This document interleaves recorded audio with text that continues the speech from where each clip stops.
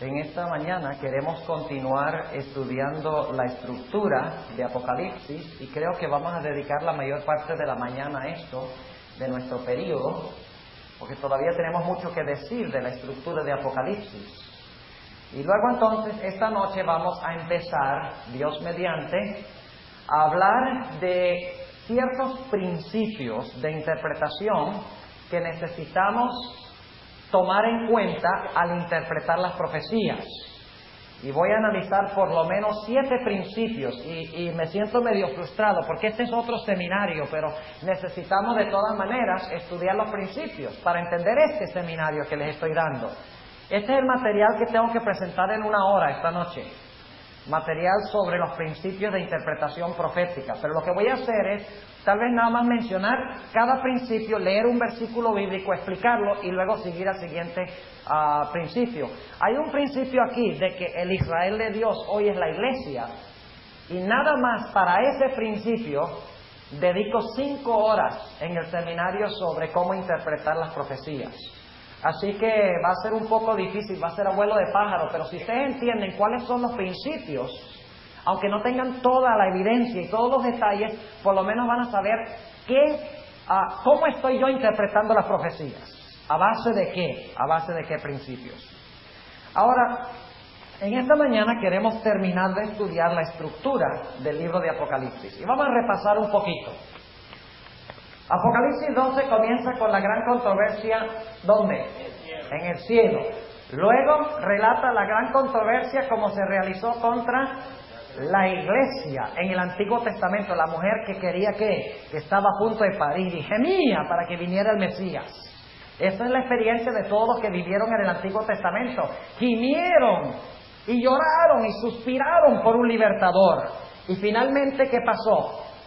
Nació Jesús, ¿verdad? ¿Y Jesús nació bajo cuál imperio? El imperio del dragón. El mismo dragón de Daniel 7, fíjense. Y el dragón de Daniel 7 tenía 10 cuernos, y este dragón también tiene 10 cuernos. Lo único es que tiene 7 cabezas. Y no sé si alcanzaremos a explicar por qué tiene 7 cabezas, pero tal vez llegaremos a eso si tenemos tiempo. Luego entonces, Apocalipsis 12 relata qué etapa. Cuando se le escapa el hijo varón, el libertador, cuando se le escapa al dragón, entonces ya el dragón no puede tocar a Jesús porque ascendió al cielo. Dice que fue arrebatado a Dios y a su trono, ya no lo puede tocar. Entonces él dice, bueno, si no pude maltratar a Jesús, ¿voy a maltratar a quién? Voy a maltratar a su iglesia. Y entonces, maltratando a su iglesia, voy a hacer sufrir a Jesús. Fíjense, ¿cómo les parece? ¿Ustedes creen que Jesús sufre durante la Edad Media? Claro que sí. Le están dando cachetadas a la esposa, a la iglesia, a la esposa de Jesús. Y luego entonces, después de los 1260 años, ¿quién viene a ayudar a la mujer? Los Estados Unidos. Especialmente cuando cae la bestia, se levantan los gobiernos democráticos que mantienen la herida mortal en vigencia. Ahora déjenme decirles algo, nada más les voy a lanzar una idea. Y ustedes van a tener que estudiar todos los detalles, aunque en los temas, empezando mañana en la mañana, vamos a estudiar un poco la estructura. Pero ustedes deben estudiar también la estructura del libro Conflicto de los Siglos. ¿Cuál es el primer libro de la serie del conflicto de la hermana White? ¿Cómo se llama el primer libro de la serie del conflicto? Patriarcas y Profetas. ¿Cuál es el primer capítulo de Patriarcas y Profetas? El origen del mal y el dolor. Interesante. ¿Y cuál es el último capítulo del conflicto de los siglos? La victoria final del remanente después de 2000 años. Ahora fíjense lo que les voy a decir. Les voy a dar una indicación. Me puse a estudiar este asunto y me quedé con la boca abierta, se los digo sinceramente. La estructura del conflicto de los siglos. Y me di cuenta que desde aquí, porque el conflicto de los siglos relata solo desde la destrucción de Jerusalén en adelante. Para lo otro, tenemos que regresar al deseado de toda la gente y a profetas y reyes. Pero empezando aquí con Roma pagana, o con Roma imperial, con el dragón, describe la destrucción de Jerusalén durante ese periodo. Y luego, ¿qué describe la hermana White? la persecución de la iglesia durante la Edad Media. Y luego después describe la herida mortal que le dio Francia al papado en la Revolución Francesa, culminando en 1798. Ahora fíjense, eso está en la página 309, o sea, la herida mortal que termina en los 1260 años, está en el Conflicto de los Siglos, página 309 hasta la página 332. ¿Saben ustedes cuál es el título del siguiente capítulo inmediatamente después que la Revolución Francesa le da la herida mortal al papado? ¿Saben ustedes cuál es el próximo capítulo? América, tierra de libertad. Vaya coincidencia. ¿De dónde está sacando la hermana White esta idea? Miren, jóvenes, la estructura del conflicto de los siglos es inspirada. Y no solamente el contenido, sino la secuencia. Yo me he quedado pasmado al estudiar la estructura del conflicto de los siglos, y no solo la estructura de Daniel y Apocalipsis. Y me doy cuenta que la secuencia que da la hermana White es idéntica a la que encontramos aquí en Apocalipsis. ¿Quién se lo dijo a ella? ¿Lo inventó? Yo no creo que lo haya inventado. Tendría que ser súper sabia para poderse sentar a mirar y a interpretar todo esto y a estructurar el conflicto de los siglos exactamente como está estructurado el conflicto de los siglos. Ahora, después que cae el papado, ¿quién se levanta? Los Estados Unidos. Y al principio, ¿cómo fue los Estados Unidos? Un cordero. ¿Recuerdan los Estados Unidos en la época de Guillermo Miller? ¿Verdad? Un país protestante, un país cristiano, un país que defendía los derechos humanos, un país que respetaba la libertad de conciencia. Pero luego dice que los Estados Unidos, que ayuda a la mujer, que ayuda a la iglesia, porque ¿qué? ¿Cómo está ayudando los Estados Unidos a la iglesia adventista ahora? ¿Dejándola qué? Dejándola hacer su obra. ¿Ustedes creen que si la iglesia adventista se hubiera levantado en la Edad Media, se le hubiera dejado hacer su obra? Si se hubiera levantado en Europa, no. ¿Por qué? Porque la iglesia estaba unida ¿con qué? Con el Estado. Y cualquiera que no cuadraba con esa unión era ¿qué? Proscrito. Por eso es providencial que Dios levantó un país como Cordero, un país representado por la tierra, que significa que hay pocos pobladores porque las aguas representan muchedumbres y aquí no hay muchedumbres. Levantó providencialmente a los Estados Unidos para cortar la persecución, coartar la persecución. Y así fue que la tierra ayudó a la mujer.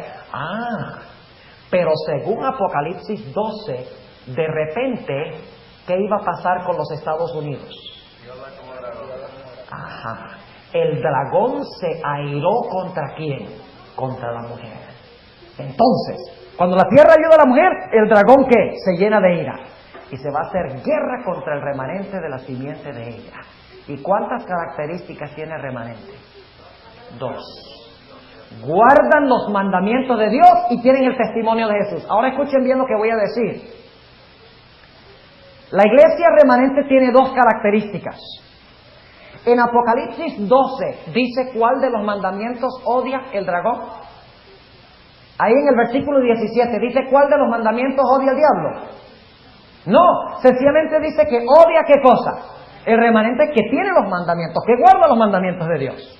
Y tiene el testimonio de Jesús. ¿Qué es el testimonio de Jesús? O sea que tiene en su medio un ¿qué? Un profeta verdadero. Si ustedes oyen a alguien criticar el espíritu de profecía, esa es la voz del dragón. ¿Oyeron lo que dije? No solo los evangélicos que atacan el sábado, que es uno de los mandamientos, están hablando como el dragón, sino que los que dentro de la iglesia atacan el espíritu de profecía sin haberla estudiado. Eso es lo peor. Empiezan a buscar detallito aquí, detallito allá, y de acuerdo a su sabiduría no entienden lo que dice el espíritu de profecía, porque no comparan otras cosas que la hermana White dice, no consiguen la estructura, el panorama completo, y por lo tanto se ponen a criticar. Esa es la voz del dragón en la iglesia. ¿Serio el asunto? Tal vez un título, buen título de un sermón, El dragón en la iglesia. Ya oyeron, pastores, ahí tienen, El dragón en la iglesia. Un sermón sobre el espíritu de profecía. Algún día voy a predicar yo un sermón sobre el dragón en la iglesia. He predicado el sermón, pero no le he puesto el título. Ahora, esta es la fase final del conflicto. En Apocalipsis, el capítulo 12. Ahora, está faltando algo aquí, en la estructura de Daniel. ¿Verdad? Está faltando algo. ¿Qué es lo que está faltando en Apocalipsis 12? Tenemos la crisis final. Están faltando dos cosas. Tenemos la crisis final, ¿verdad? Está faltando el monte, que es el reino eterno. ¿Y qué más está faltando? Está faltando el juicio. ¿Correcto? Aunque técnicamente el juicio está faltando, pero se insinúa de que cuando se levanten en la tierra para proclamar el mensaje, y Guillermo Miller, etcétera, se va a proclamar el juicio, pero no lo dice directamente. Está faltando el juicio y la venida de Cristo. ¿Por qué? Es que tenemos que estudiar lo que sigue. Fíjense, ahora vamos rápidamente a Apocalipsis 13. En Apocalipsis 13 se menciona algo sobre la batalla en el cielo. Nada. Se menciona en Apocalipsis el capítulo 13, el león, el oso y el leopardo. Sí. Y luego se menciona ¿qué cosa? Fíjense, Juan vive en el tiempo ¿de quién? Juan vive en el tiempo del dragón. Y mira hacia qué. Fíjense, Daniel está aquí, viviendo aquí. Y por lo tanto él dice, león, oso, leopardo, dragón. Pero Juan está viviendo en el tiempo del dragón. Así que él dice, leopardo, oso, león. Interesante. Así que tenemos el dragón, la cuarta bestia. ¿Qué poder es la cuarta bestia? Roma imperial. ¿Jesús murió durante el tiempo de Roma imperial? Pero el dragón le da su autoridad ¿a quién? ¿Y cuánto tiempo gobierna la bestia según Apocalipsis 13? 1260 años. ¿Es lo mismo que el cuerno pequeño en Daniel 7? Sí. ¿Es lo mismo que el barro en Daniel 2? ¿Es lo mismo que el rey del norte en Daniel 11? Claro que sí. Y luego entonces, ¿qué sucede? Aquí dice que la tierra ayudó a la mujer, pero aquí especifica más. Dice que se levanta una bestia, ¿de dónde? De la tierra. Y tiene cuernos como de qué. Al principio es un cordero. Y déjenme decirles algo. No dice que tiene cuernos de oveja, sino de cordero. Muy significativo. Porque una oveja está bien crecida,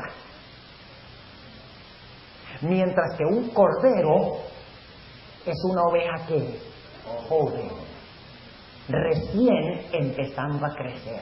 ¿Es esto cierto de los Estados Unidos en 1798? Otra característica de que esto está hablando de los Estados Unidos. Así que al principio, según Apocalipsis 13, esta bestia habla como cordero. Pero de repente, al igual que en Apocalipsis 12, empieza a hablar ahora como un ¿qué? Como un dragón. ¿Y cómo habla como un dragón? Coloca una imagen ¿de quién? Ahora déjenme preguntarles algo. Si pone una imagen de la bestia, la imagen de la bestia tiene que resucitar, ¿sí o no? ¿O qué creen ustedes? ¿Que va a poner una imagen de una bestia muerta? No. Si pone una imagen de la bestia es porque la bestia ¿qué? Resucitó. ¿Y cómo resucitó? ¿Ayudada por quién? Por la imagen. ¿Entienden lo que estamos diciendo? Ayudada por los Estados Unidos. ¿Dice la hermana ahí eso en el conflicto de los siglos? Claro que sí. Ahora, fíjense bien lo que voy a decir. ¿Dónde está el monte? ¿Dónde está la montaña? En Apocalipsis 13 sí la tenemos. Porque cuando concluye la crisis final, la bestia que tiene el número 666 dice que manda matar a los que no adoran la imagen de la bestia. Dice que no deja comprar ni vender a los que no adoran a la imagen de la bestia, a los que no reciben la marca de la bestia. Hay un grupo que es victorioso en esa crisis. ¿A dónde están? Vamos a Apocalipsis 14. Fíjense qué interesante. Apocalipsis 14.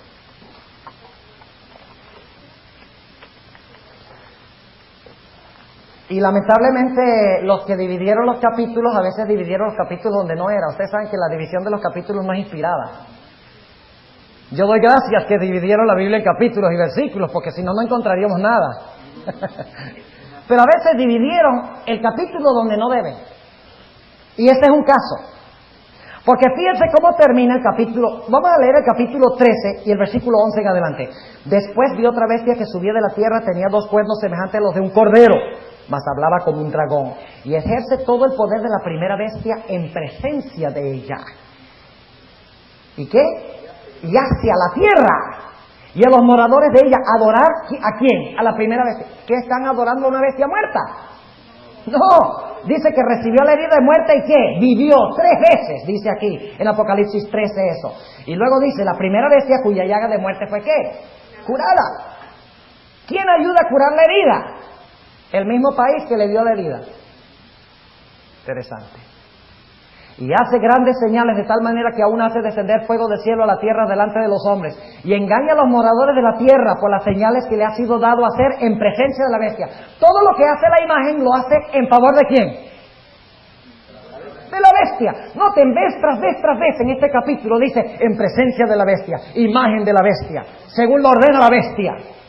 O sea que no es el poder que gobierna, no es la imagen, sino ¿quién? La bestia. Porque una imagen no es el original. Dice, versículo 14, engaña a los moradores de la tierra por las señales que le ha sido dado a hacer en presencia de la bestia, mandando a los moradores de la tierra que hagan la imagen de la bestia que tiene la herida de cuchillo, ¿y qué? Y vivió. Ahí está otra vez. Y le fue dado que diese espíritu a la imagen de la bestia para que la imagen de la bestia hable, y hará que cualesquiera no adoraren la imagen de la bestia sean ¿qué? Muertos. Y hacía que a todos, pequeños y grandes, ricos y pobres, libres y siervos, se pusiese una marca. Ahora sabemos cuál mandamiento especialmente aborrece. Ahora sabemos. En Apocalipsis 12 es general, dice que aborrece ¿qué cosa? Los mandamientos. Pero en Apocalipsis 13 dice ¿cuál mandamiento? ¿Cuál? ¿Qué es la marca de la bestia? Mejor preguntemos, ¿qué es el sello de Dios? ¿Dónde está el sello de Dios? ¿Dónde está en el cuerpo humano? ¿Dónde se pone el sello de Dios? En la frente. ¿Dónde se pone la marca de la bestia? ¿En la frente o dónde? En la mano. Ahora, si el sello de Dios es el sábado y se pone en la frente, ¿qué debe ser la marca de la bestia que se pone en la frente? Otro día, contrario al sábado. ¿Y cuál día es ese? El domingo. ¿Cuál mandamiento odia especialmente el diablo según Apocalipsis 13? El sábado. Ahí ya especifica, ¿verdad? Amplía. Y luego dice en el versículo 16, y hacía que todos, a los pequeños y grandes, ricos y pobres, libres y siervos, se pusiese una marca en su mano derecha o en sus frentes. ¿Saben ustedes? Ustedes saben por qué, o en la frente o en la mano, ¿verdad? ¿Por qué el sello de Dios va solo en la frente mientras que la marca de la bestia va en la frente o va en la mano? Ustedes saben, ¿verdad? ¿Saben? ¿Quieren que les diga rapidito? ¿Qué está detrás de la frente? La mente. ¿Qué significa? Que Dios cautiva nuestra ¿qué? Nuestra mente. Tiene, no el televisor. No, Dios tiene nuestra mente. Posee nuestra mente. Y el que tiene la mente tiene todo el ser. El que domina su mente lo domina usted. Y por eso la batalla de Satanás es por la mente. A través de la música, a través de las novelas, a través del sexo y la violencia. Satanás se posee de la mente porque él sabe que si se posee de la mente puede manejar el cuerpo como él quiera. Por eso es que debemos cuidar nuestra ¿qué? Debemos cuidar la mente, porque el que controla la mente nos controla todo. Y si ustedes no creen eso, un hipnotista puede controlar la mente de una persona y mandarla a matar a otra persona. Porque al controlar su mente, ¿qué controla? Sus manos, sus piernas, su boca, todo. El que controla la mente, controla el ser. Y por eso la batalla de Satanás con la música rock, con la televisión, el sexo y la violencia y todo eso, está tratando, jóvenes, de agarrar su mente y poseer su mente. Y si tiene su mente, él sabe que puede hacer que su cuerpo haga cualquier cosa que él quiera. Porque si ustedes ven sexo, van a ser más propensos a cometer actos sexuales indebidos. Si ustedes ven violencia, eso entra a su mente y va a hacer que ustedes sean más violentos, que pierdan más el control propio. Si ustedes oyen música rock, va a rebajar la moral y va a causar que actúen de una forma equivocada. Así que el poseer la mente significa poseer ¿qué? Todo el ser. Ahora, ¿qué representa la mano? Con la mano trabajamos, ¿verdad? Obramos o trabajamos. Ahora fíjense, tal vez no debería haberme detenido aquí porque tenemos que terminar la estructura de Apocalipsis hoy, definitivamente, aunque tenga que andar rapidito. Pero tenemos que hacerlo porque no podemos entender Daniel 11 sin entender la estructura. Si el sello en la mente significa poseer, el sello en la frente significa poseer la mente, entonces el sello en la mano significaría permiso ¿para qué? Para obrar o para trabajar. Ahora, ¿cuál es el único servicio que Dios acepta? ¿Acepta servicio por convicción o por conveniencia? Los que reciban el sello de Dios, su mente es de Dios y por lo tanto todos sus seres de Dios. Están perfectamente convencidos de que Dios es Dios. Y echan a un lado el mundo. Pero hay dos clases de personas que adorarán a la bestia. Una clase son aquellos que están completamente convencidos de que la bestia es el poder que hay que seguir. Están engañados. Es decir, su mente ha sido completamente ¿qué? Engañada. Su mente es de la bestia. Están convencidos de que la bestia es el poder de Dios en el mundo. Pero hay otra clase. ¿Qué pasará con todos los adventistas del séptimo día que conocen bien al derecho y al revés el mensaje del sábado? Pero que por miedo a la persecución, a no poder comprar ni vender, ni poder trabajar para ganarse la vida, dicen no, yo sé que el sábado es correcto, yo lo sé, pero si yo recibo la marca, si yo recibo el sello de Dios y no la marca de la bestia, entonces no voy a poder ¿qué?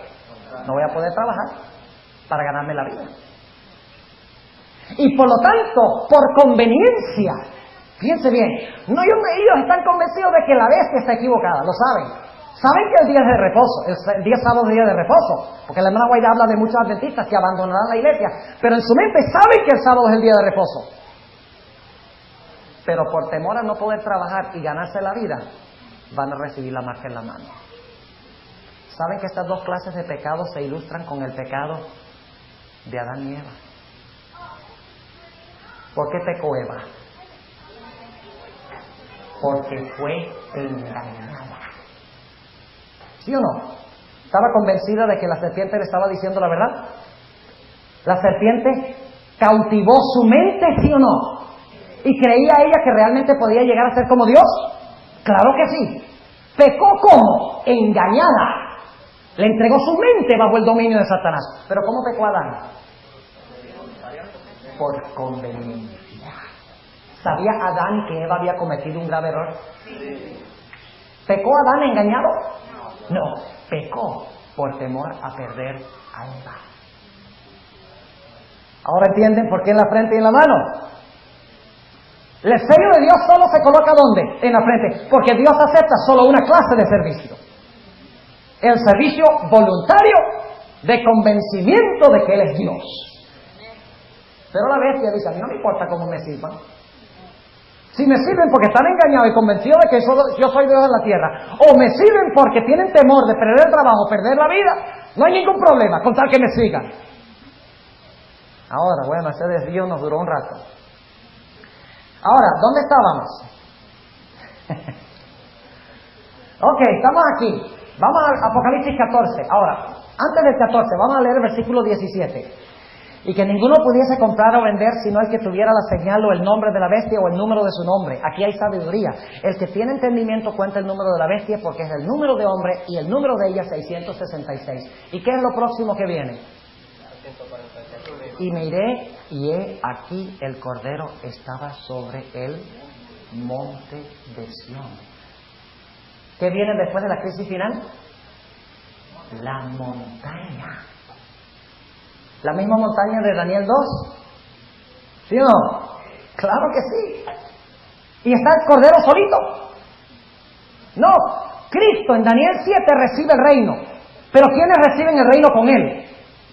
¡Oh, los santos! Dice allí. Y por lo tanto dice, miré y aquí el Cordero estaba sobre el monte de Sión, y con él 144,000 que tenían el nombre de su Padre escrito en sus frentes. En contraste con los que tienen la marca de la bestia en el capítulo anterior. Y oí una voz del cielo como ruido de muchas aguas y como sonido de un gran trueno. Y oí una voz de tañedores de arpas que tañían con sus arpas. Y luego habla de quiénes, de los 144,000 que están sobre el monte de Sión con Jesús en el reino. ¿Ven? Así que después de Apocalipsis 13, ¿tenemos la montaña, sí o no? Claro que sí. ¿El reino de Cristo con sus redimidos? Sí. Pero ¿qué queda faltando todavía? Ya tenemos la montaña. Al final, el reino eterno después de la crisis final. ¿Pero qué queda faltando? El juicio.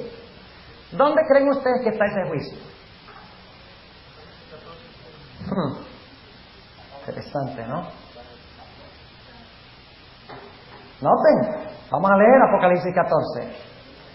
Apocalipsis 14, después de hablar de este grupo que está en el cielo, la montaña, el monte de Sión, el reino de Cristo, con sus redimidos, entonces va a regresar. Ahora escuchen bien, porque Apocalipsis hace esto. El capítulo 12 presenta toda la gran controversia de comienzo a fin. Pero hay ciertas cosas que no ha logrado detallar en el capítulo 12. Por lo tanto, él regresa otra vez en el capítulo 13, ¿y qué? Dice, ahora les voy a explicar más. Y ahora explica un poco más el periodo del Antiguo Testamento. Y lo conecta con Daniel. Y luego entonces habla un poco más del periodo del dragón. Y luego habla un poquito más de los 1260 años, el dominio de la bestia. Y habla más sobre el origen de los Estados Unidos y qué clase de país iba a ser, un país cristiano.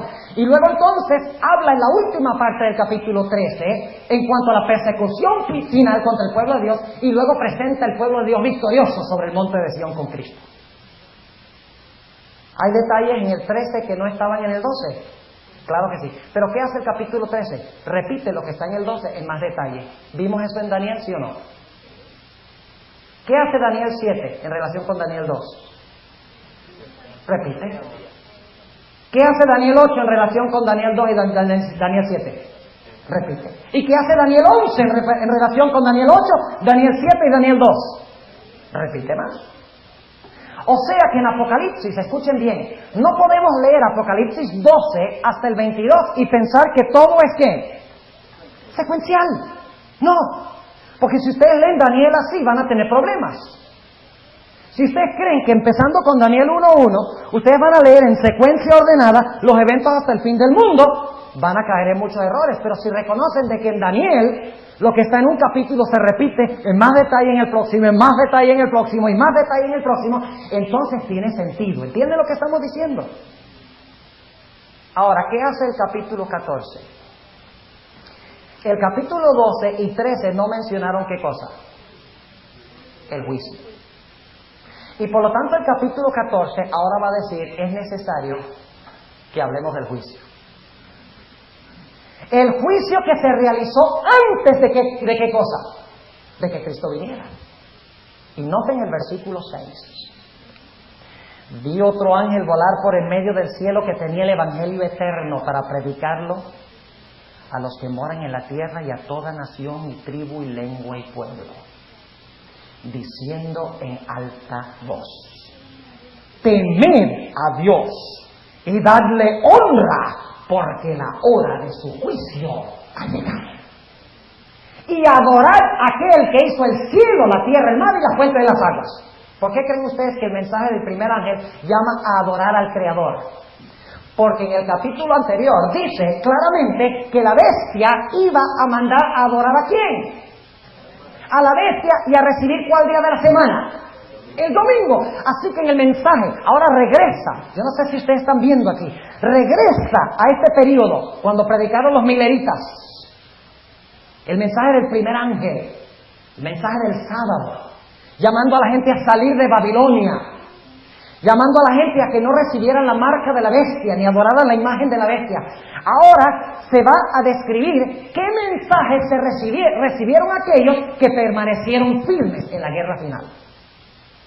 ¿Entienden? Y ahora fíjense. Temed a Dios y darle honra, porque la hora de su juicio es venida. Y adorar a aquel que ha hecho el cielo y la tierra, el mar y las fuentes de las aguas. ¿Qué Dios es ese? El Creador. ¿Y cuál es la señal del Creador? Usted no puede adorar a Dios sin guardar el sábado. Ahora algunos lo adoran ignorantemente y puede ser que Dios acepte su adoración. Pero, ¿por qué adoramos a Dios? ¿Por qué yo adoro a Dios? Porque Él me hizo. ¿Y qué señal me ha dado de que Él me hizo? El sábado.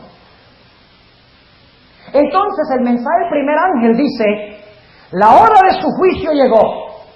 Adórale a Él, el Creador. Guarda su santo día. Témelo. Dale gloria. Porque la hora de su juicio llegó. Ahora tenemos el panorama completo, ¿sí o no? ¿Está completo el panorama? Claro. Porque aquí tenemos todo el bosquejo. Aquí se añade que llegaron ¿a dónde? Al monte de Sión. Y luego se describe en el capítulo 14 de que se dio el mensaje del juicio. ¿Y qué hizo el mensaje del juicio? ¿Separó a quiénes? A los que adoran a Dios de los que no adoran a Dios. ¿Y qué pasa cuando termina el mensaje del tercer ángel? Ahora fíjense bien, muy importante lo que vamos a hablar ahora. Aquí se pregunta, algunos se preguntan, ¿cómo es que en Apocalipsis 14, 1 al 5, el remanente está en el cielo cuando todavía no se han dado los mensajes de los tres ángeles? Yo no sé si ustedes han pensado eso alguna vez. Porque en el 14, 1 al 5, el remanente está con Cristo en el cielo, en el monte de Sión.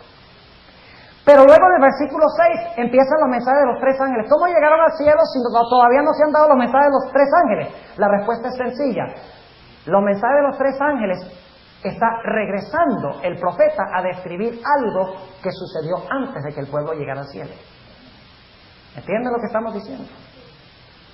O sea, ahora él va a explicar cómo los hijos de Dios llegaron a estar ¿dónde? En el monte de Sión. ¿Aceptaron qué? 3 mensajes.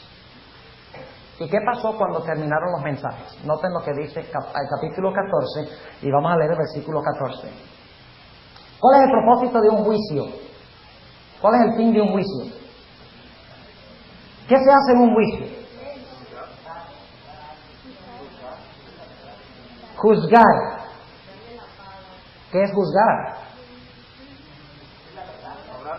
Sí, descubrir la verdad, claro que sí. ¿Qué significa la palabra, otra palabra que parece juzgar? Discriminar. ¿Qué es discriminar? Hacer diferencia entre qué? Entre una clase y otra. Por eso hablamos de discriminación, los blancos contra los negros. Y viceversa.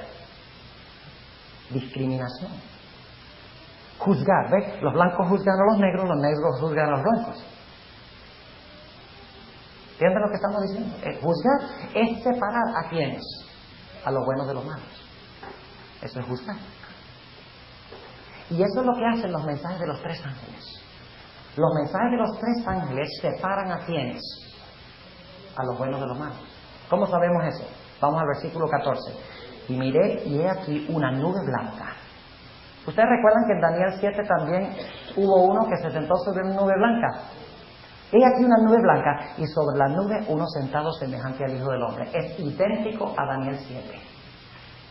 ¿Sabe usted algo? Esto aquí no está describiendo la segunda venida de Jesús. Estos versículos no están describiendo la segunda venida de Jesús. Todo Apocalipsis 14 está hablando del juicio investigador. Porque los buenos se separan de los malos, ¿dónde? ¿Ya cuando Cristo llega o antes? Antes. El juicio se hace ¿dónde? En el cielo. Esto está describiendo técnicamente el juicio de separación de los buenos de los malos. Y vamos a ver la evidencia. Y miré y aquí una nube blanca y sobre la nube uno sentado semejante al Hijo del Hombre. idéntico que Daniel 7:13, que siempre hemos interpretado como el juicio investigador.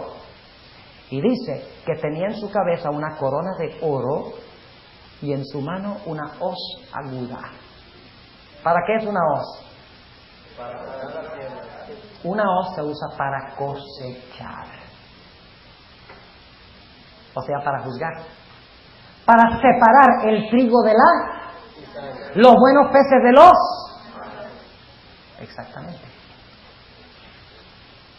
Y otro ángel, versículo 15. ¿Quiénes son cosechados primero?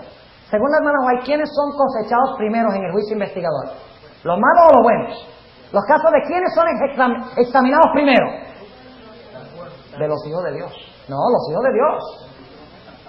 Cristo ahora está examinando los casos de los justos. Porque Él tiene que decidir antes que venga a quiénes se va a llevar. Los impíos no tienen problemas porque esos son después del milenio. Esos se quedan aquí. Pero el propósito del juicio ahora es revelar al universo quiénes se pueden llevar allá cuando venga. ¿Entienden? Ahora, ¿cuál es juzga primero? Fíjense qué precisa es la hermana White en armonía con la Biblia. Versículo 15. Y otro ángel salió del templo clamando en alta voz al que estaba sentado sobre la nube. Mete tu hoz y ciega, porque la hora de cegarte es venida, porque la mies de la tierra está madura. Ahora escuchen lo que les voy a decir. En la Tierra Santa, ¿qué era lo que maduraba la cosecha? ¿Qué era lo que maduraba la siembra mejor? El sol, pero la lluvia tardía. ¿Qué es lo que ha caído cuando se va a hacer esta cosecha? ¿Qué ha caído ya? La lluvia tardía. ¿Cómo sabemos eso? Porque la mies está ¿qué? Madura.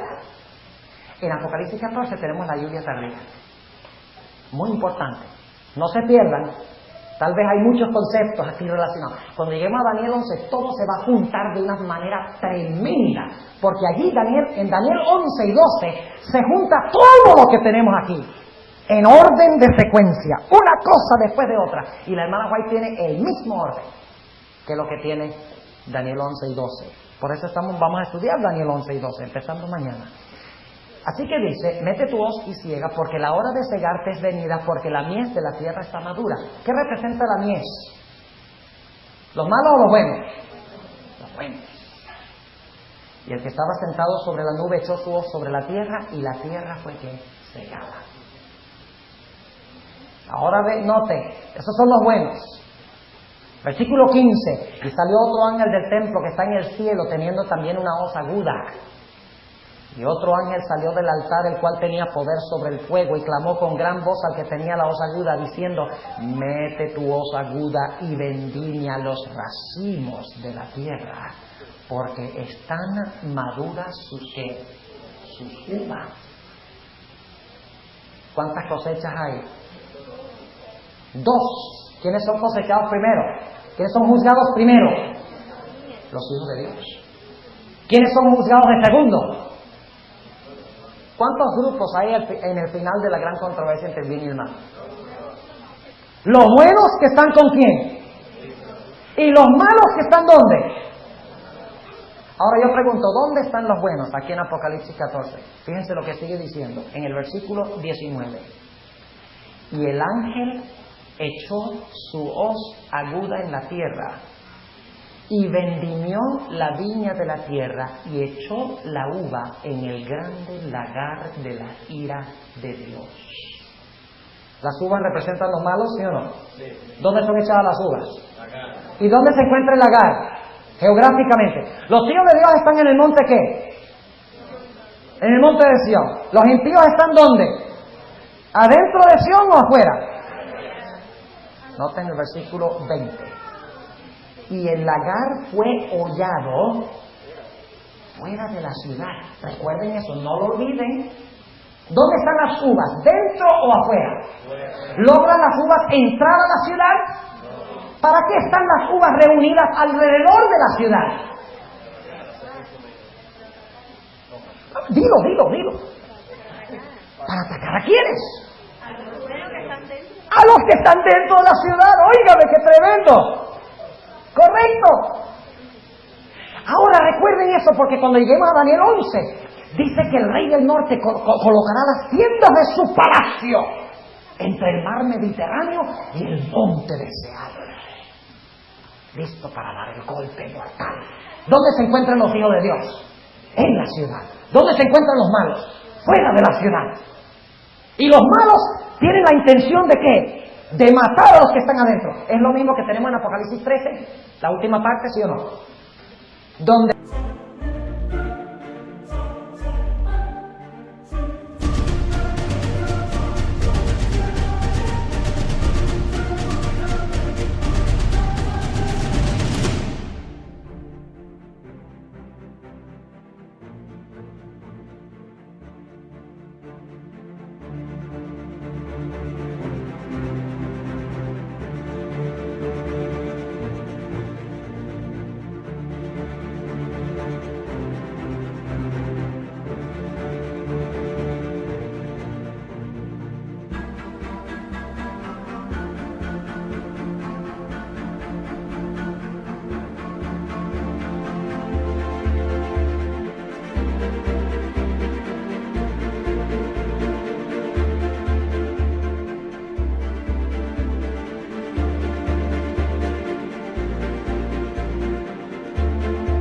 la bestia y su imagen proclaman un decreto de ¿qué? De matar a los que no reciban la marca de la bestia. Lo mismo que en Apocalipsis 14. Apocalipsis 14 culmina a donde culminó ¿qué? Apocalipsis 13. Está alcanzando el mismo ¿qué? El mismo clímax. Solo que quiso describir el juicio de división primero entre buenos y malos. Y los malos que vienen contra la ciudad, contra los que están dentro de la ciudad. Y no crean ustedes que eso es a la ciudad de Jerusalén allá en Palestina.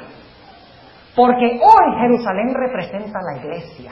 Y la iglesia es mundial, así que los impíos también deben ser ¿qué? Mundiales. Ese es un principio que estudiaremos esta noche. Ahora, capítulo 15, ¿dónde están los santos? Otra vez. Capítulo 15, 2. ¿Ven ustedes la crisis final en Apocalipsis 14? ¿Sí o no? Cuando las uvas vienen y se congregan alrededor de la ciudad. ¿Qué pasa cuando se congregan alrededor de la ciudad? ¿Qué derrama Dios sobre ellos? Oh, dice que Dios derramó sobre ellos, ¿qué cosa? El grande lagar de ¿qué? De la ira de Dios. ¿Y qué es la ira de Dios en Apocalipsis? Las plagas son la ira de Dios. Ahora noten, después de esta crisis, cuando los malos están afuera y los buenos están adentro, protegidos por Dios, después que pasa esta crisis, ¿a dónde se encuentran de nuevo los santos? Versículo 2 del capítulo 15. Y vi así como un mar de vidrio mezclado con fuego.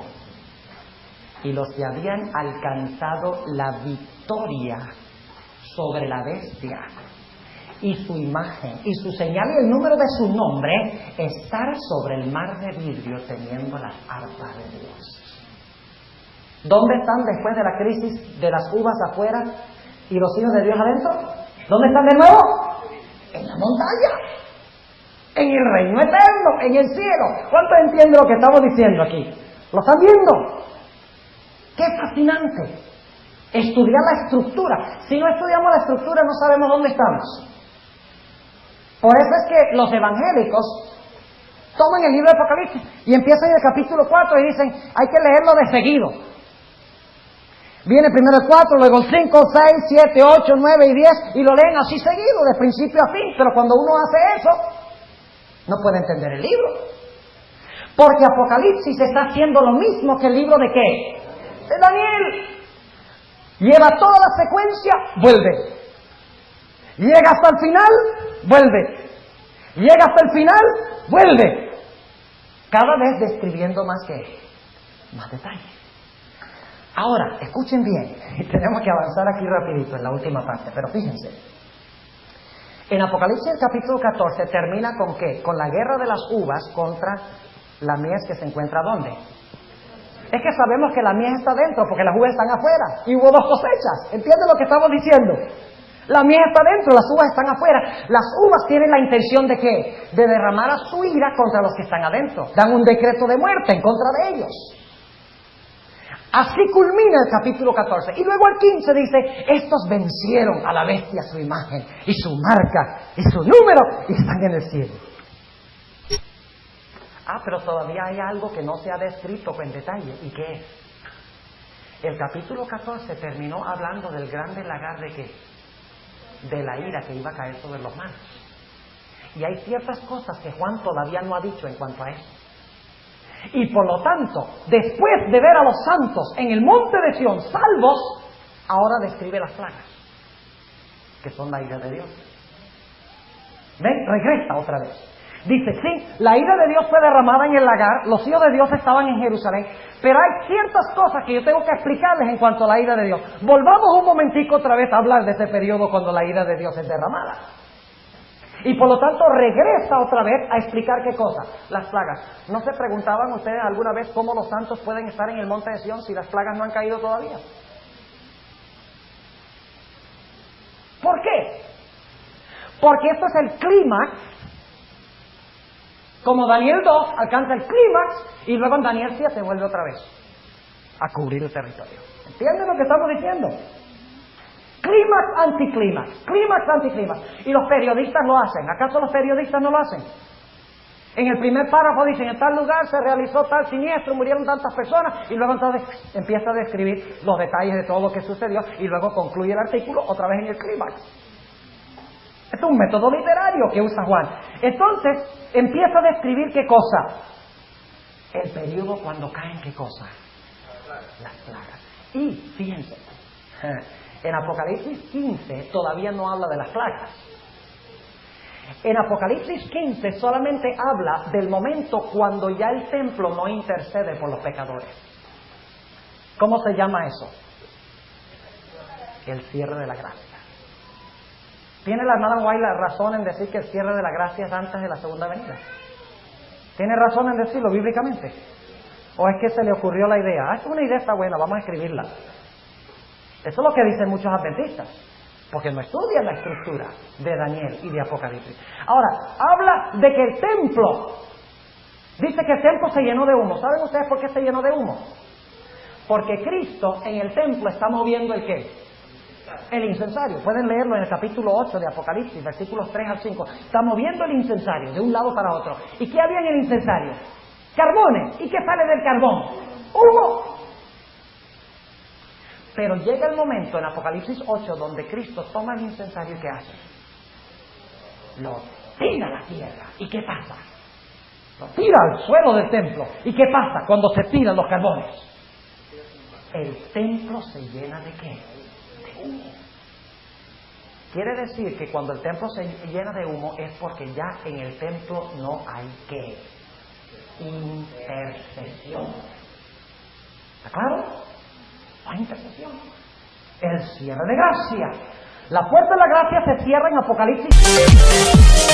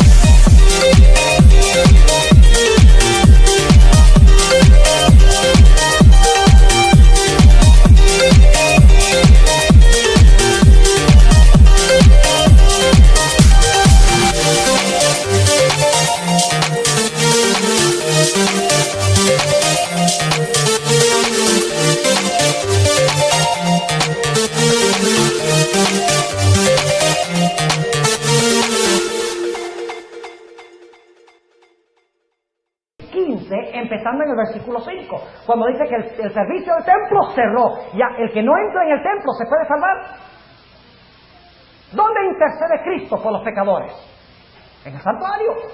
Pero cuando el santuario se cierra, ¿hay más intercesión? No. Y por lo tanto en 15 tenemos el cierre de la gracia. Y luego, ¿qué va a hacer en el 16? En el 16 ahora va a describir la consecuencia del cierre de la puerta de la gracia. Y va a describir qué es la ira de Dios de la cual habló en Apocalipsis 14 y el versículo 19 y 20. ¿Acaso no dice que las plagas son la consumación de la ira de Dios? Noten lo que dice. Noten lo que dice en el versículo 5. Y después de estas cosas miré, y aquí en el templo del tabernáculo del testimonio fue abierto en el cielo, y salieron del templo 7 ángeles que tenían 7 plagas, vestidos de un lino limpio y blanco, y ceñidos alrededor de los pechos con bandas de oro. Y uno de los 4 animales dio a los 7 ángeles 7 copas de oro llenas de la ira de Dios. ¿Qué es la ira de Dios? ¿Las qué? Las plagas. Y cuando caen las plagas, ¿a quiénes le echan la culpa a los malos? A los hijos de Dios que se encuentran ¿dónde? En Jerusalén. Pero ya no en Jerusalén, en Palestina, sino ¿dónde? En todo el mundo. Jerusalén es mundial. Jerusalén es donde viven los judíos, y los judíos hoy en día son los que aceptan a Cristo. Así que el monte de Sión es mundial, y los enemigos son ¿qué? Mundiales. Entonces, en el capítulo, fíjense, y vamos a avanzar ya aquí dentro de unos 2 o 3 minutos, vamos a concluir. En Apocalipsis 16 se describen todas las plagas en orden. Primera, segunda, tercera, cuarta, quinta, sexta y séptima plaga. Se describen en orden, hasta la última plaga. Pero ahora escuchen bien lo que voy a decir. Hay ciertas cosas en cuanto a las plagas que Juan quiere enfatizar que no enfatizó en el capítulo 16. El propósito, escuchen bien, el capítulo 16 de Apocalipsis tiene el propósito de dar la secuencia de las plagas, desde la primera hasta la séptima. Como Génesis capítulo 1, el propósito es dar la secuencia de los días de la creación. Pero yo no sé si ustedes han notado que en Génesis, después de dar, el primer día hizo Dios, el segundo día, tercer día, cuarto día, quinto día, sexto día, séptimo día hizo Dios esto. Entonces, ahora el autor de Génesis, que es Moisés, dice, ahora yo necesito explicarles algunas cosas que pasaron durante la semana de la creación. Y en el capítulo 2, y por eso muchos creen que hay 2 relatos de la creación y que hubo 2 creaciones. Y dicen que hubo una creación en el capítulo 1 y por alguna razón esa creación fue destruida. Y entonces en el capítulo 2 Dios creó de nuevo. Pero lo que no entienden es que se está usando esta técnica hebrea de que en Génesis 1 se da toda la secuencia de los días de la creación y luego regresa para explicar cómo fue creado el hombre, cómo fue creada la mujer, que en el huerto había un árbol, que el hombre comió del árbol y pecó. ¿Entienden lo que estamos diciendo? Y lo mismo tenemos en Apocalipsis. El primero da toda la secuencia de las plagas y luego dice, un momentico, hay ciertas cosas que yo tengo que hablarles de 2 de las plagas, o específicamente 3 de las plagas, las últimas 3. Y por lo tanto en el capítulo 17, y esto lo vamos a estudiar cuando hablemos de Daniel 11, acéptenlo por fe mientras tanto, en el capítulo 17, él ahora va a describir la quinta, sexta y séptima plaga. Y luego, él dice, un momentico, en el capítulo 17, yo solamente les hablé de cómo la iglesia se unió con el Estado y las plagas cayeron sobre la iglesia y el Estado por esa relación. Pero hay algo más que tengo que decirles. Así que en el capítulo 18 vuelve a hablar de la sexta y séptima plaga, pero esta vez habla de cómo cae no solamente el sistema político y religioso, sino que habla de que los comerciantes también caen, los negociantes que pusieron su dinero para ser usado por esa coalición de la iglesia y el Estado. Ahora los comerciantes caen bajo la sexta y la séptima plaga. Y luego finalmente en el capítulo 19, versículo 1 al 10, ¿dónde están los hijos de Dios de nuevo? En el cielo. Interesante. Pero fíjense bien. En el 19, 1 al 10 están en el cielo cantando. Han ganado la victoria. La ramera ha sido condenada. Pero ¿cómo es posible que estén en el cielo si la segunda venida empieza en el capítulo 19 y el versículo 11? ¿Entiendes lo que estaba diciendo? En el 19:11 dice, vi el cielo abierto, un caballo blanco, el que estaba sentado sobre el caballo blanco se llama Fiel y Verdadero, el cual con justicia juzga y pelea. Y detrás de él le siguen los ejércitos, ¿qué? Los ejércitos del cielo, que son los ángeles en caballos blancos, y vienen a la tierra para llevarse a los hijos de Dios y para derramar la ira de Dios sobre los impíos. Pero ¿cómo es que en el capítulo 19, 1 al 10, están los santos en el cielo si todavía del 11 en adelante no se ha realizado la segunda venida? ¿Cuál es la explicación? ¿Quién quiere decirme? El punto es el que estamos estudiando. Después de que caen las plagas, cuando culminan las plagas, ¿qué hace Cristo? Se lleva a sus hijos al cielo, están en el cielo. Ganan la victoria, están en el cielo. Pero ahora, Juan quiere decir cómo llegaron al cielo. Y por lo tanto regresa y habla de la segunda venida de Cristo, que es la séptima plaga. Fíjense, ¿se dan cuenta cómo es como un embudo? Empieza grande y luego elimina esta parte. Luego va hacia adelante y empieza aquí y va hasta el fin. Luego regresa a ciertos detalles y va hasta el fin. Luego regresa y va hasta el fin. Pero cada vez, ¿qué va haciendo? Cada vez va cortando lo anterior, porque a él le interesa ¿qué cosa? El fin. Porque él sabe que nosotros que vivimos en los últimos días necesitamos esto. Y luego después, ¿qué pasa? Después que Cristo nos lleva al cielo, ¿empiezan qué? En el capítulo 20. Los 1000 años. Y después de los 1000 años, ¿qué? Baja la ciudad. Qué interesante, baja la ciudad. ¿Los impíos son qué? Resucitados antes de ser destruidos. ¿Y qué van a hacer? Atacar la ciudad. Pero cuando van a atacar la ciudad, se realiza un juicio. Ahora a los impíos se les deja ver los libros que fueron abiertos durante el milenio por Cristo y sus hijos. Y ellos ven sus vidas. Fíjense cómo es Dios. Dios no reconoce a nadie culpable hasta que tenga un ¿qué? Un juicio. Qué maravilloso es Dios. Dios podría haber dicho, yo sé que todos estos son malos. Listo. Desaparecidos. ¿Podría haberlo hecho? No, pero hasta los mismos malos tienen que confesar de que su sentencia es justa. Óigame, y qué tremendo después del milenio, cuando Satanás se revuelve a las muchedumbres. La cumbre de la gran controversia entre quienes, la final pérdida de Satanás. ¿Ustedes dónde quieren estar? ¿Adentro o afuera? Dejen de ver tanta televisión. Dejen de escuchar tanta música rock. No, dejen de escuchar música rock. No tanta. Y empiecen a estudiar ¿qué? Jóvenes, si ustedes quieren estar en la ciudad, ustedes tendrán que estudiar la Biblia y orar. Y crecer espiritualmente. O si no, van a estar fuera de la ciudad. Yo quiero estar adentro. Y yo quiero encontrarme con ustedes allá. Y allá que nos va a hablar de profecía es Cristo. Y ahí me toca sentarme a mí ahí con ustedes. A escuchar. Pero por lo menos yo quiero pedirle a Dios de que Dios me use como para que podamos llegar juntos allá. Y después del milenio, Dios abre los libros a todos los malos.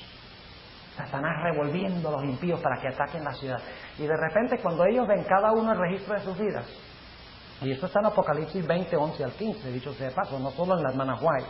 Todo lo que dice la hermana White está en la Biblia. Mañana les voy a hablar de la secuencia que da la hermana White del conflicto de los siglos. Igualito que esto.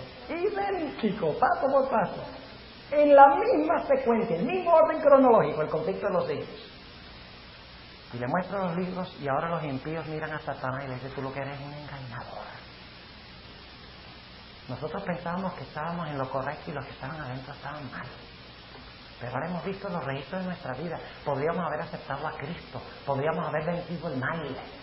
Pero porque tú nos engañaste, estamos afuera y no adentro. ¿Y saben ustedes algo? La mayoría de los ministros que yo he oído dicen que los impíos son destruidos atacando la santa ciudad. Eso es falso. Lean Ezequiel 28, 2 al 10. ¿De qué habla Ezequiel 28? De Satanás. La sierva de Dios dice, respaldada por Ezequiel 28, de que los impíos se lanzan contra Satanás y sus ángeles para destrozarlos. No contra la ciudad. Porque si estuvieran atacando la santa ciudad, significa que no están convencidos de la justicia de Dios, ni están convencidos de que los santos merecen estar allí. Pero ahora se lanzan contra Satanás y sus ángeles, porque ellos los han engañado. Y dice la hermana White que en misericordia Dios causa que caiga fuego del cielo y los consuma. antes de que puedan cumplir sus propósitos. Y luego los impíos son consumidos, Satanás y su sangre son consumidos por el fuego. ¿Sabe usted cuál es la mayor evidencia de que el fuego no arde para siempre? Porque entonces Dios no podría hacer una tierra nueva. Facilito. Tiene que apagarse el fuego para que Dios haga una tierra nueva, ¿sí o no? Si el fuego es eterno, ¿cómo puede hacer una tierra nueva? El fuego se apaga. Y luego Dios hace un cielo nuevo y una tierra nueva donde habita la justicia. ¿Quieren ustedes estar en la ciudad, jóvenes? A ver la mano de los que quieren estar ahí adentro, en la ciudad. Bueno, ¿qué vamos a hacer entonces? Ir a la concordancia. Muy bien. ¿Qué más? Reconocer el historicismo. Muy bien, eso es muy importante porque si no, no interpretamos correctamente las profecías. Pero por sobre todo, en vez de dedicar nuestro tiempo a la televisión, a la música indebida, a los placeres del mundo, dediquemos nuestro tiempo a estudiar la Biblia, a orar y a testificar por Jesús. Por eso estoy aquí esta semana. No solamente para alimentar sus mentes con conceptos proféticos, sino para que ustedes vean la necesidad de prepararse para lo que pronto viene.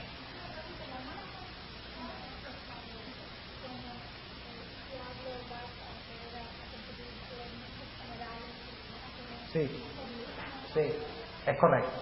Satanás logra engañar a los impíos hasta el momento cuando aparece la escena del juicio y se abren los libros. Y la hermana White dice ahí en el conflicto de los siglos que cuando se abren los libros y los impíos ven la justicia de su sentencia, ahí ya Satanás no los engaña más. Déjenme leerles esta cita aquí para concluir. De todas maneras, ustedes no se van a ir a bañar ahora porque está haciendo demasiado frío. Y acabamos de decir que el estudio de la Biblia es más importante que ¿qué? Que las otras cosas. Así que bueno, déjenme leerles esta cita nada más. No, yo quiero que tengan recreación. Y esta tarde voy a ir a patinar, porque quiero ver al pastor Torres caerse. Ok, vamos a leer aquí. A ver aquí si puedo conseguir esta cita. Se encuentra en el conflicto de los siglos, en el último capítulo.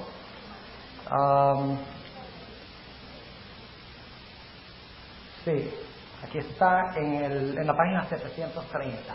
Escuchen bien. No, vamos a empezar el 729. Contexto. Porque un texto fuera de contexto es un pretexto. Dice aquí: el universo entero contempló el gran sacrificio hecho por el Padre y el Hijo en beneficio del hombre. Porque ven dos panoramas. Ven el sacrificio de Jesús. Y luego entonces ven el registro de sus vidas, lo que podrían haber tenido si hubieran aceptado este sacrificio de Jesús. ¿Y de dónde sale? ¿De dónde saca el hermano ahí una idea tal? De Filipenses 2, donde dice que Cristo, siendo en forma de Dios, tomó forma de siervo, sufrió muerte de cruz. Por lo cual Dios lo ensalzó en lo sumo, para que en el nombre de Jesús se doble toda rodilla y toda lengua confiese que Jesucristo es el Señor, para la gloria de Dios el Padre. La Biblia lo dice, no solo la hermana White. Y si comparan Isaías 45:22, dice: ante mí toda rodilla se doblará y toda lengua confesará. Y está hablando en el contexto de los malos. Ok, sigue diciendo: ha llegado la hora en que Cristo ocupa el puesto a que tiene derecho y es exaltado sobre los principados y potestades y sobre todo nombre que se nombra, a fin de alcanzar el gozo que le fuera propuesto, el de llevar muchos hijos a la gloria. Sufrió la cruz y menospreció la vergüenza. Y por inconcebiblemente grandes que fuesen el dolor y el oprobio, mayores aún son la dicha y la gloria. Echa una mirada hacia los redimidos, transformados a su propia imagen, y cuyos corazones llevan el sello perfecto de lo divino, y cuyas caras reflejan la semejanza de su Rey. Contempla en ellos el resultado de las angustias de su alma, y está satisfecho. Luego, con voz que llega hasta las multitudes reunidas de los justos y de los impíos, exclama: contemplad el rescate de mi sangre, por esto sufrí, por estos morí, para que pudiesen permanecer en mi presencia a través de las edades eternas. Y de entre los revestidos con túnicas blancas en torno del trono asciende el canto de alabanza. Digno es el Cordero que ha sido inmolado de recibir el poder y la riqueza y la sabiduría y la fortaleza y la honra y la gloria y la bendición. Y ahora escuchen. A pesar de que Satanás se ha visto obligado a reconocer la justicia de Dios y a inclinarse ante la supremacía de Cristo, que Satanás se va a arrodillar, toda rodilla se doblará, toda lengua confesará. Y el diablo tiene lengua, una lengua más larga que yo no sé qué. Y hay muchos que son a la imagen del Padre, porque también tiene una lengua que parece una corbata. Sigue diciendo. A pesar de que Satanás se ha visto obligado a reconocer la justicia de Dios y a inclinarse ante la supremacía de Cristo, su carácter sigue siendo el mismo. El espíritu de rebelión, cual poderoso torrente, vuelve a estallar y lleno de frenesí determina no cejar en el gran conflicto. Ha llegado la hora de intentar un último y desesperado esfuerzo contra el Rey del Cielo. Se lanza en medio de sus súbditos y trata de inspirarlos con su propio furor y de moverlos a dar inmediata batalla.